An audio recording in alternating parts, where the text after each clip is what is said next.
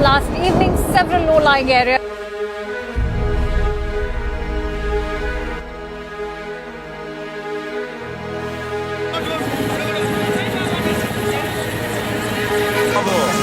ఉధృతమయ్యేదానికి ఎక్కువగా ఛాన్సెస్ ఉన్నాయి.